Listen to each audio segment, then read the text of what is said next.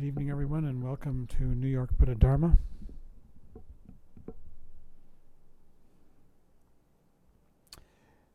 We have been working our way through the Tibetan Buddhist teachings on death and the Bardos. And we're actually tonight beginning the first pure death Bardo. For the last couple of weeks we went through the painful Bardo of dying. Bardo means interval, literally. And there are 6 main Bardos in this life, although everything can be a Bardo. This meeting is a Bardo. It has a beginning and an end. And Bardo literally means from to. The 6 main Bardos, though, of life are the Bardo of life, which begins when you are conceived and ends when you contract the condition that is going to kill you, take your life. And within that Bardo of this life, there are 2 subsidiary Bardos, the Bardo of dream, which you encounter at night, and the Bardo of meditation. Bardo of meditation begins every time you come present and ends every time you lapse into thought or dream. And the dream Bardo begins every time you lapse into dream and ends every time you come present. And there are dream Bardos both at night and during the day, as we dream as we walk down the street and then come back from those. At the end of the Bardo of life, when you contract the condition that's going to kill you, you enter the Bardo of dying, sometimes called the painful Bardo of dying. It's painful because it involves, as long as one is unenlightened, it involves great loss. You lose everything, your body, the world, and that loss can be very painful. And we went through the stages. There are 2 main divisions of this Bardo. The first is what is called the death of the coarse body. By that they mean the physical body. And that is described as elements dissolving. First, earth dissolves into water. And there are circumstances that go along with each dissolving. So, for instance, when earth dissolves into water, first you begin to feel very heavy. You have difficulty moving your body. The earth element is intensified. And then, as earth dissolves into water, there's a feeling of liquefaction. And the earth element is dissolving, going away, and being replaced by the water element. And as the water element comes to the fore, you begin to lose control of your bladder, saliva. Your eyes might become watery and rheumy. And as that progresses along, then the water element disappears and begins to dissolve into air. And you begin to feel very dry, and you might want to drink something. And your body is drying out. And then as the water element dissolves into air, your body begins to evacuate all kinds of things from the bowels, from the lungs. Your breathing becomes raspy and choked and rattling. And there are other symptoms that go along. Each one of these dissolutions has its accompanying vision. And so, for instance, with the first one of earth dissolving into water, you have visions of smoke. You see smoke or steam. And as water dissolves into fire, there are visions of sparks, fireflies, and so forth. And each one of these, there are visions that appear to you, which are actually fairly important that you see them, and because that means you're conscious and you're not wrapped up in fear. And there are other things that go along with each one of these. And finally, air dissolves into space. And at that point, the physical body actually shuts down. The heart stops, breathing stops. This is the point at which Western medicine pronounces you dead, you flatline. But you're not dead from the Buddhist point of view, because your mind is still alive and active. And by mind, I mean there are two aspects to the mind that are very important to understand and distinguish. The first is the aspect that we have just practiced, this natural, effortless awareness in the present moment. This is core. This is what we are. It's always here. The contents of that awareness change as you move through your day. At night, the contents become dreams. When you die, the body falls away, the world falls away, but the consciousness itself remains. Now, within that consciousness as well, there is the neurotic or samsaric or confused mind, the mind of I, which thinks, which labels, which has emotions, which is afraid, which is brave, which all kinds of mental events. That mind is the mind that falls away now. That thinking mind. It's the mind of unenlightenment, the mind of ignorance. The core mind never stops because it's part of what's real. It's part of this space. It's part of reality. Only the contents change. So as your neurotic mind falls away, it does it in 3 stages. These are corresponding to what are called the 3 poisons of aggression, passion, and ignorance, which is probably better named indifference. These are in a dualistic relationship, these are the 3 kinds of relationships you can have. If you don't like something, if you find it threatening to your well-being, you push it away. That's hatred. If you find that something is going to augment your personal existence, you want to draw it to you. That's passion. And if you don't care, if the thing seems indifferent, then you just stay the same distance. All mental events of neurotic mind are organized into these 3 fundamental principles. So there are 33 mental events that are associated with,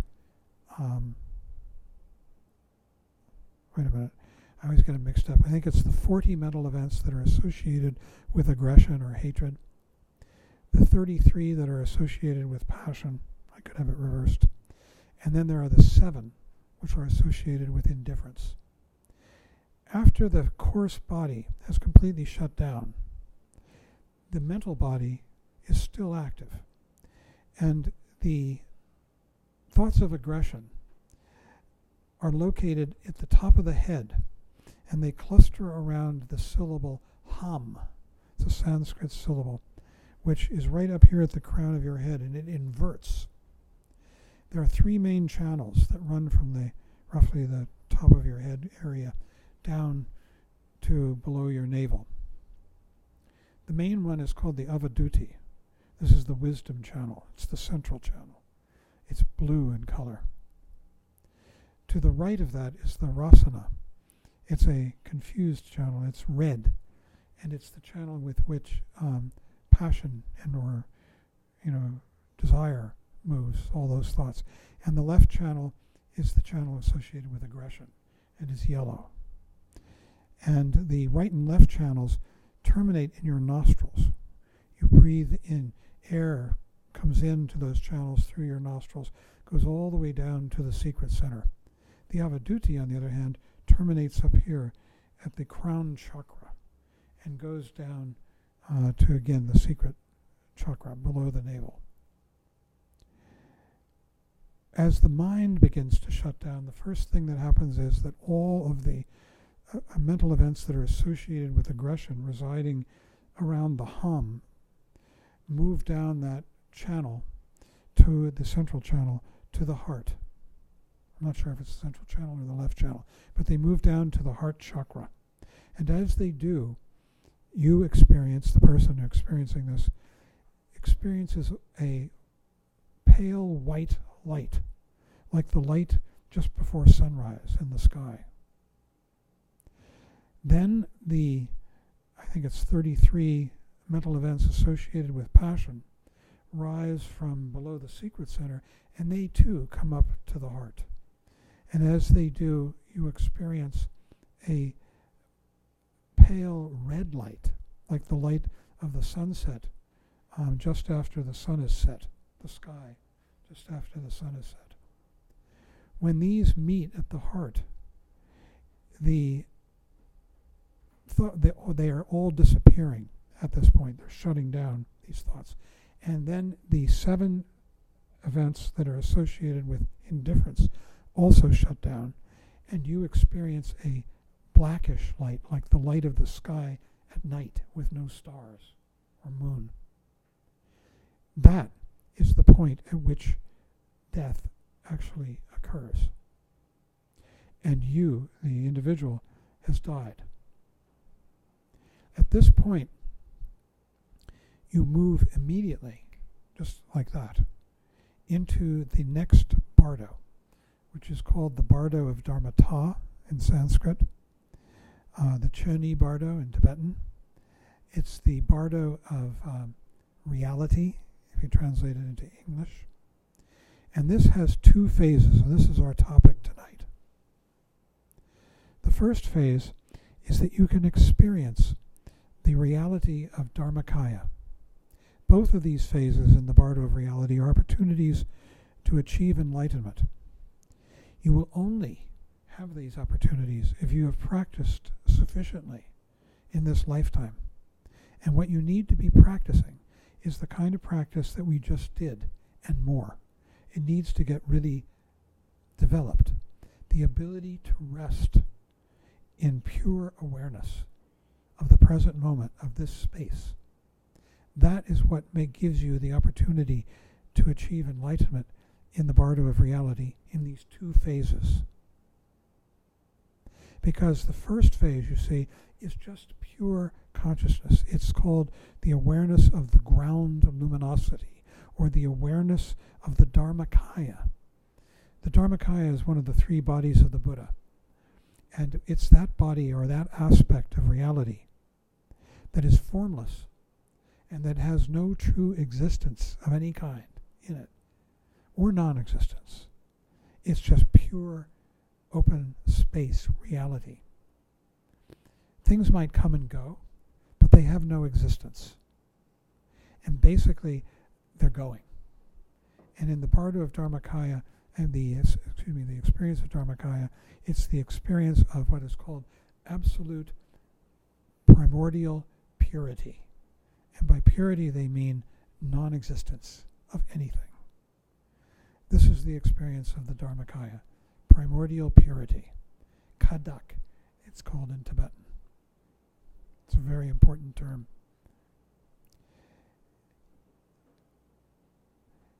If you've practiced enough in this lifetime, you will see it. And this is the opportunity to achieve enlightenment. They describe this as the mother-child experience. The mother, you see, during your lifetime, you've practiced this, and you've come into the present, and there have been moments when everything cleared, when the sense of self fell away. Just glimpses, perhaps, or more, depending on you and how strong a practitioner you've been and how much you've practiced and developed this.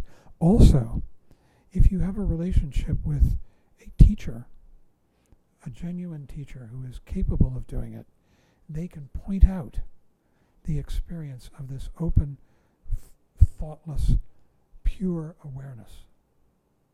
That pointing out is called pointing out instruction in the Tibetan, is terribly important. It's the main function of a teacher if they have the capacity.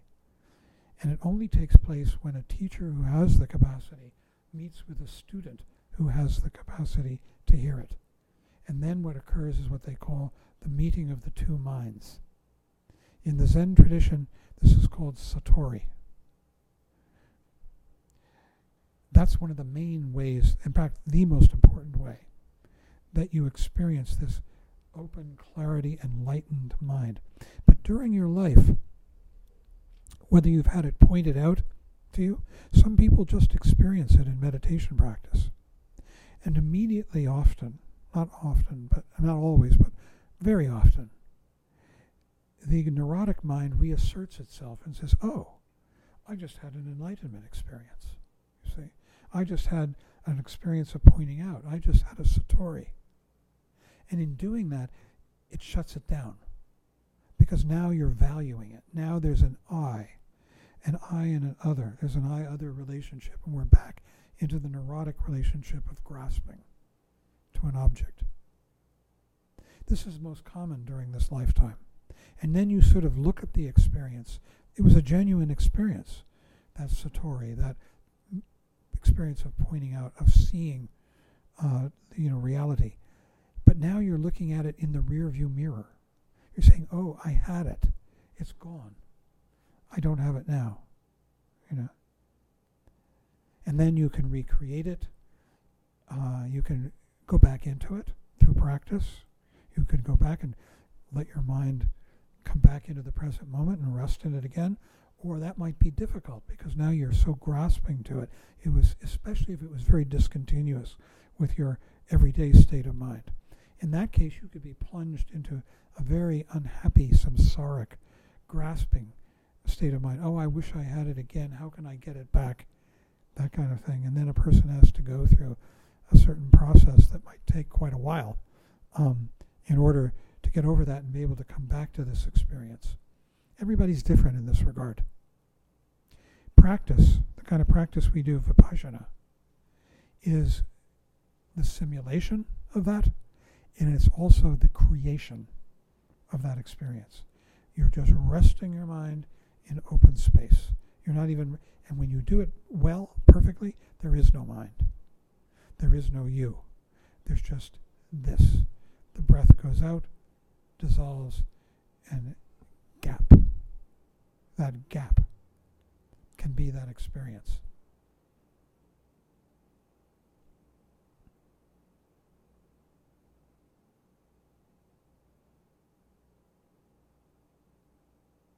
I think I'll stop for a second and invite questions or comments about this. This is extraordinarily profound. We're talking about achieving enlightenment at death. The reason it's easy at death is that you're going through such a shock. The world is changing so radically that there's this opportunity to see things freshly instead of through this habitual everyday opportunity. And that's why this is called the mother experience, mother-child. See, the mother is the real thing. During your lifetime, you were seeing it, but then there was this self-consciousness. It was a practice. It was a thing like, oh, I'm doing this, which shuts it down. That's the child aspect. It's the intentionality. It's the practice aspect. But at this moment in the death process, the child and the mother are meeting. The child sees the mother. It's the real thing.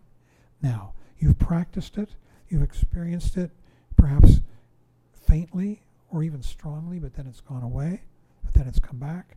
But now you're meeting the real thing in this moment in the Bardo, if you've trained.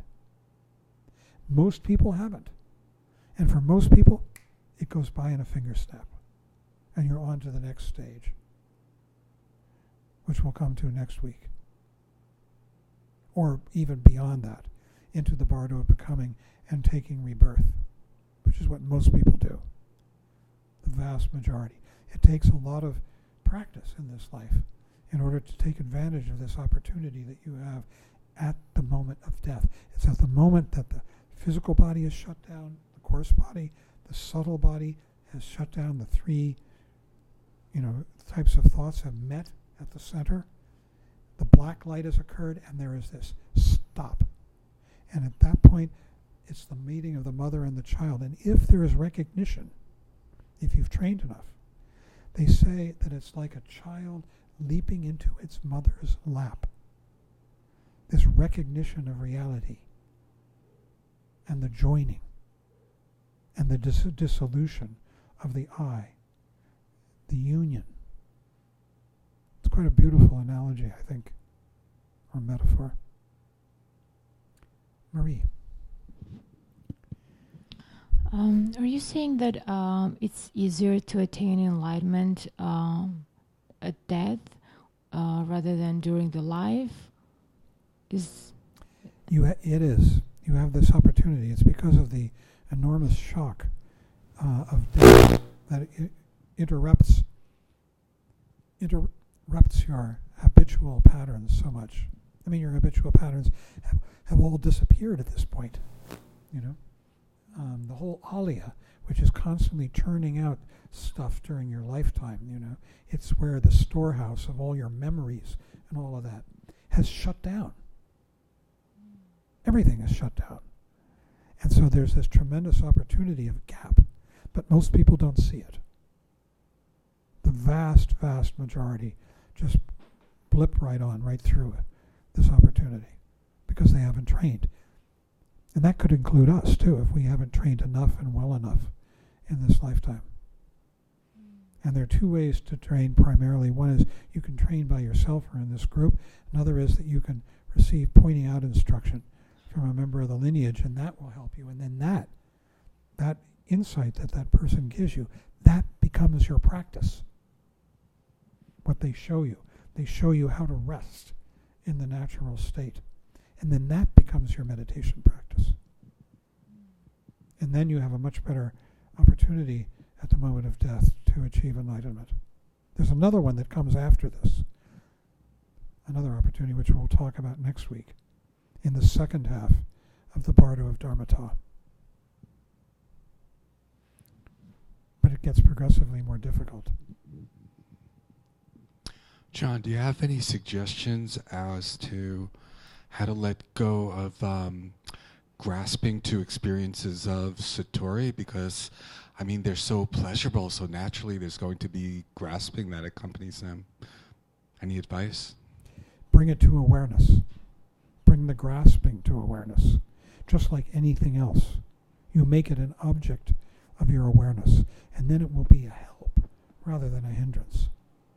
But if instead you just are absorbed in the grasping, and many people have pointing out experience, or they have an enlightenment experience that just comes to them, you know, or they receive pointing out from a teacher, and it plunges them into samsara, trying to recreate, to grasp, to hold on to that experience, which is ineffable. You can't hold on to it.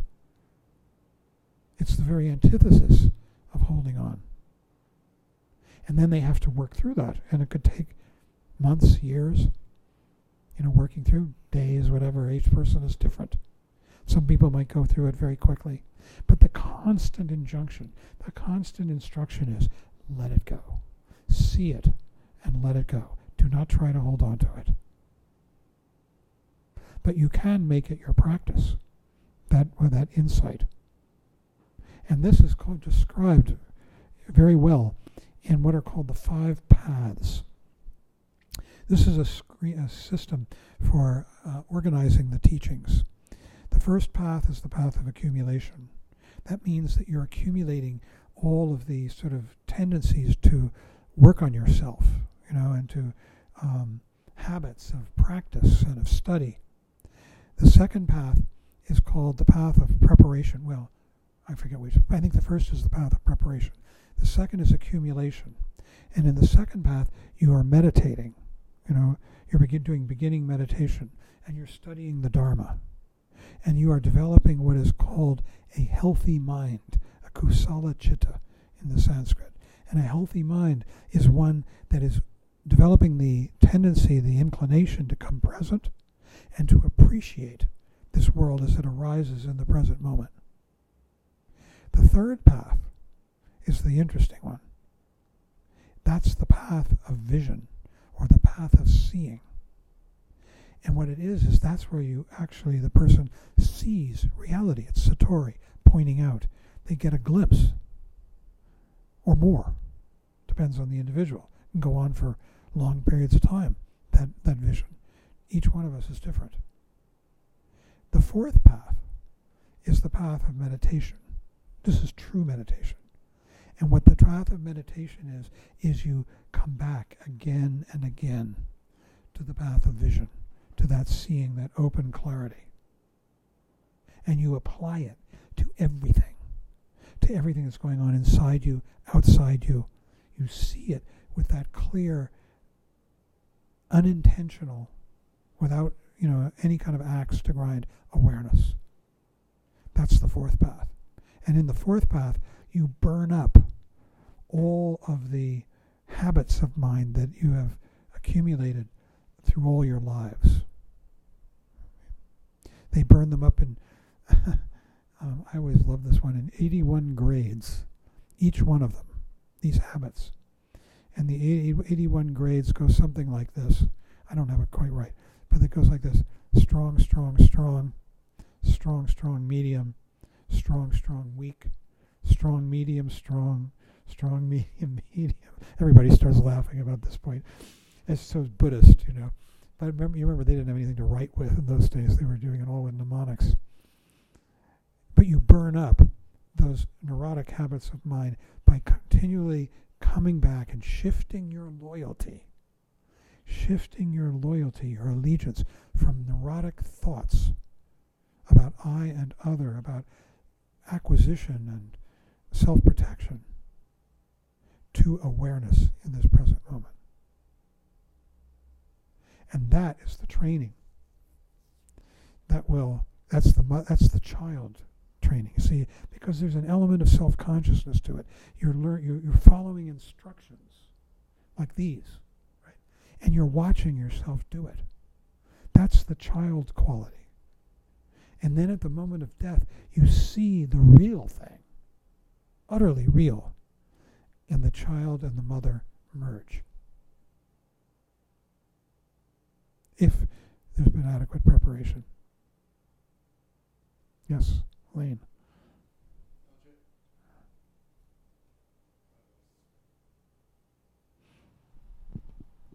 Yeah, just to comment that it's not easy in that who wants to let go of pleasure, Well, at some point it becomes less a pleasure. The pleasure is the relief from suffering and the feeling of having gotten something. Like, oh, look at me, I had a Satori experience. That's pleasurable.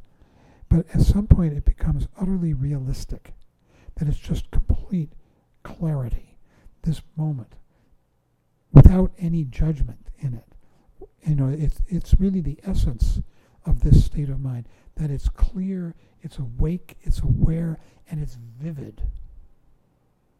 It's very vivid. So you switch your loyalty from this quality of pleasure and acquisition and self-aggrandizement. That's what screws it up. That's what makes it go away. And you begin to realize, hey, this is real. Come back into it and relax into it. And it becomes more and more real and more a process of relaxing and letting go of self-aggrandizement. Vince, did you have something?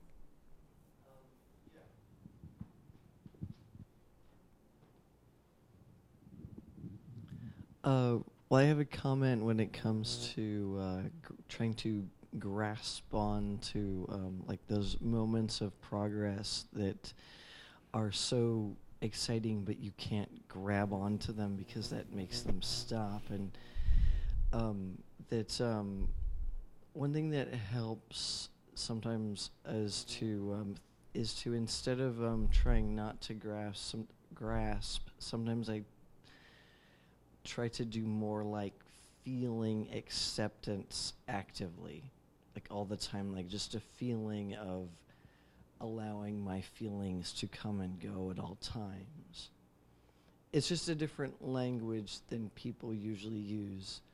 But I thought it might be helpful because I do struggle with grasping as well. And so I thought it might be helpful to say that because it's a different it's a slightly different perspective. I'm finding We don't know what that was, do we?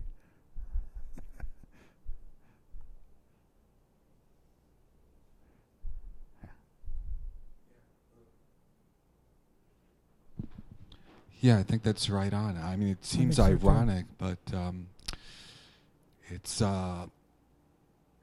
allowing something to be that helps one to let go of it. Definitely. And practice, daily practice is so important. You know, the cumulative effect of meditating every day. You relax. What is going on? Sounds like we're getting comments on this. But the cumulative effect of letting go of your ambition and self-consciousness and coming present and being real, the real awareness.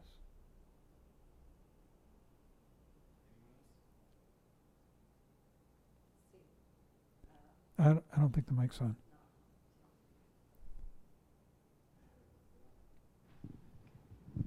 Thank you. The question now I have is, in those moments, whatever they are,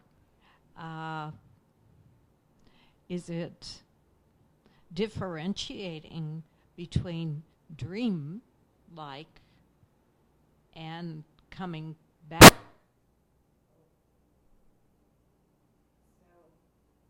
if I see or I'm aware that I think, oh, that's just a dream, I think, oh, I want it to be more real.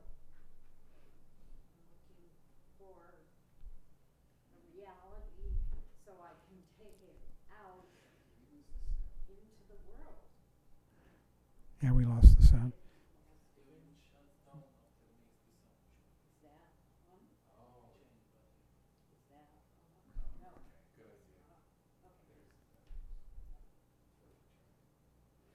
New batteries. Thank you. The whole thing is this. We start with this as a technique of self-improvement.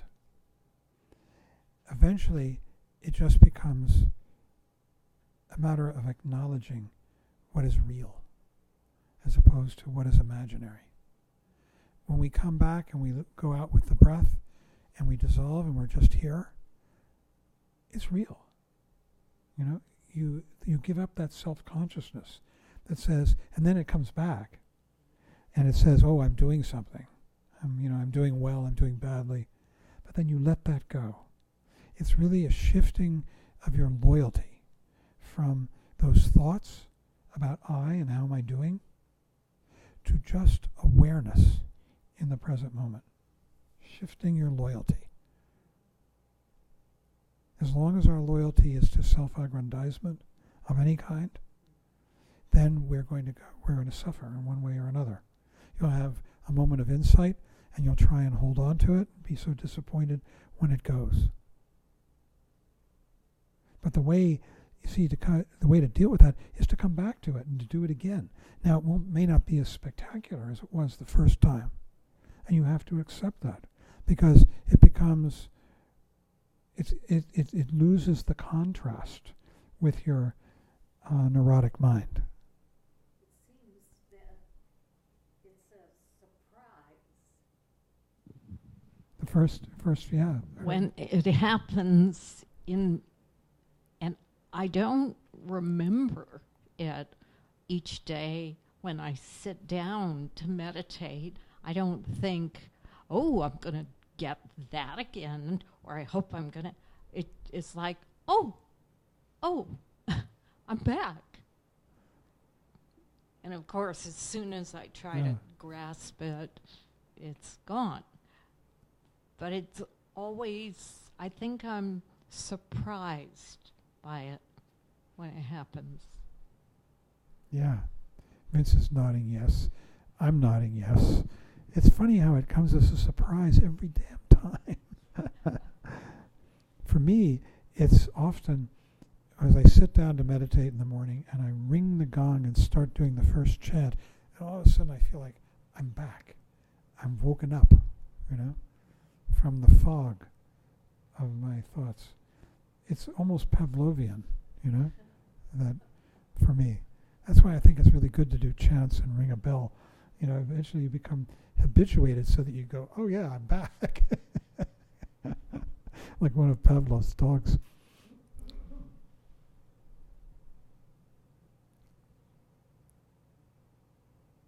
So this is this stage, this experience that we've been talking about tonight. In the Nyingma scheme, it's the first half of the Bardo of Dharma, the Bardo of Reality. And then there's the second half, which we're going to talk about next week. In the Kagyu scheme, the Kagyu sect, they take this experience and they say that it's the very end of dying, and it isn't part of the Bardo of Reality. It doesn't really matter. Dzogchen Ponlop, in his book, Mind Beyond Death, uses the Nyingma scheme, to describe it. That it's the first half, or the first part, experience of the Bardo of Reality. Next week we're going to talk about the rest of the Bardo of Reality, which is all about Sambhogakaya, the second body of the Buddha. So if you haven't, there's an article you can find that I wrote, but it's really about a teaching about Trungpa Rinpoche. It's not my teaching, it was his, on the three bodies of the Buddha. It's online, you can find it, and it was pretty terrific, I thought, his teaching. He gave it at CU in a class in 1971. He was teaching a bunch of undergraduates at the request of Bob Lester. And that's how he went to Boulder, actually. He was invited by some CU professors to go out there and teach. So he did this class, and a fellow named Marvin Casper and I were his assistants. And in one class he taught about the three bodies of the Buddha. And I think that the article is called, it was printed in a couple of different places. One of them was, what's the magazine? Not the Shambhala Sun, Tricycle. And it was, I think they named it the Dharma in I know something about a single drawing. Shoot. I'll send it out to you. I'll send it out to this group, if you wish. And you can read it, and it'll prepare you better for the next stage of this Bardo, which is all about Sambhogakaya. That's the second body of the Buddha. The first Kaya means body, the body of the Buddha. The first body of the Buddha is the Dharmakaya, which I mentioned tonight, and that'll be explained in this article too. And then the second body is the Sambhogakaya. The Dharmakaya is usually translated as truth body or wisdom body, and Sambhogakaya is enjoyment body. And then the third body, which is the body connected with the next Bardo, the Bardo of becoming, which is the 49 days, all that, is the Nirmanakaya. And this is a very important teaching in Buddhism, the three bodies of the Buddha. And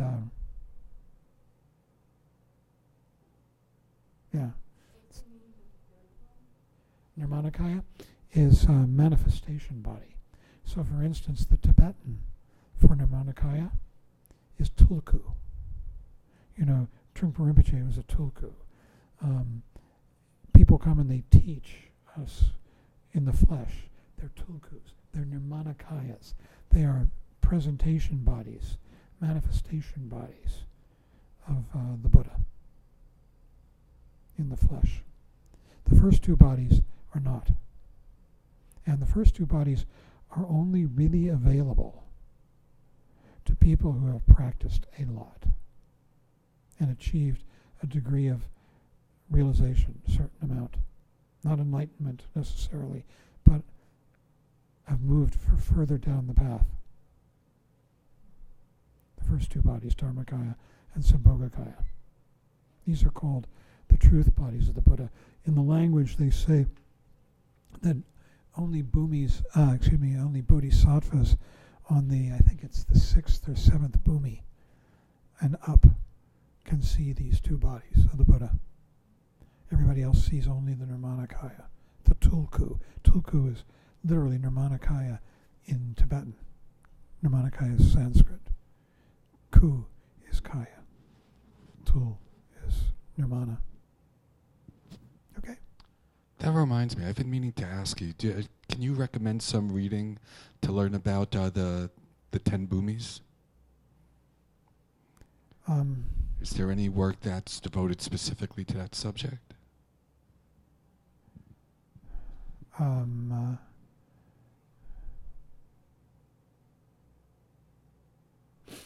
Well, in cutting through in Spiritual Materialism and in others of Rinpoche's books, he goes through the first 6 bhumis. Now, the reason he goes through only 6 and sort of glosses the last 4 is that the first 6 bhumis are connected. Each bhumi means stage, right? And each bhumi has its associated paramita, transcendent virtue. So the first bhumi, which is and there are 2 main inflection points on the Mahayana path. These are the stages of the Mahayana path, these bhumis, 10 bhumis. And they start with the first bhumi, which is you're leaving the Hinayana and you're entering the Mahayana. And that bhumi is called, the name for it is pramudita in Sanskrit, which means great joy. And this great joy because the bodhisattva, the person entering the Mahayana path, is discovering emptiness, shunyata, which is the beginning to the end of suffering. And it's called great joy, and the associated paramita is generosity, the dana paramita, giving out. It's like now you can afford to give out because you've made this tremendous discovery. And there's a paramita associated with which, and usually they only talk about the 6 paramitas. So in his book, Cutting Through, he only talks about the first 6. Actually, he's talking about the first 6 paramitas, which are associated with the first 6 bhumis. The other 4 bhumis, starting with the 7th, see, prajna is the 6th. That's the paramita associated with the 6th. The paramita associated with the 7th bhumi is upaya, skillful means. And this is another big inflection point, hard to get through. The first bhumi is hard to get through, the entrance into the path, the discovery of emptiness. And then the 7th is hard to get to. Why? Because there is a tendency to appreciate, all the way through, there's a tendency to appreciate your achievement. And in going into action, you're letting go. You know, when you go into action, you forget yourself, right? You have to go into action. So the 7th bhumi is hard to get into. That's where you really start going into skillful action. And there's a tremendous letting go. In fact, each bhumi, this is so important actually. Each bhumi is a subtler and subtler falling away of that watcher that is looking back and saying, oh, look what I'm doing. Right? I'm discovering emptiness. I'm discovering awareness. I'm having satori experiences. And that watcher that says that is falling away more and more, sort of getting subtler and subtler as you progress through each bhumi. Until finally, the very last bhumi, the name of that bhumi is Dharma Mega, Dharma Cloud. And it's like you've completely sort of losing track of who and where you are. You're just suffused in a cloud of truth, of Dharma. But something is still holding you back. You haven't quite gotten enlightened. And then what Rinpoche said was, he said, and then you realize what it is. What's holding you back? It's that you're trying. And at that moment, you pass through and achieve enlightenment, and that's called the 11th bhumi sometimes. But this, if you want to read something on it, there's that. Reggie Ray talks about this in his book, Indestructible Truth. He gives a more scholarly version of it, although he's a really strong practitioner, you know. And so it's lit. It's not like some fatuous scholarship exercise. It's lit with understanding of practice. And that's a very helpful book. He gives a very simple explanations of a lot of doctrine and history. And I would have to think about others. I'm sure Thich Nhat Hanh has written about it, and he's a wonderful author. Yeah, well, I have one book by Reggie Ray that I really appreciated, so I'll try that. Indestructible Truth. That's the book. It'll be in there. Yeah, I'll look for That'll that be one. very helpful. So I think we should end. And we would like to end with the dedication of merit. Dedicating this merit to the benefit of all sentient beings, in which we're included. By this merit may all attain omniscience. May it defeat the enemy wrongdoing from the stormy waves of birth, old age, sickness, and death. From the ocean of samsara may I free all beings. By the confidence of the golden sun of the great east, may the lotus garden of the Rigdon's wisdom bloom. May the dark ignorance of sentient beings be dispelled. May all beings enjoy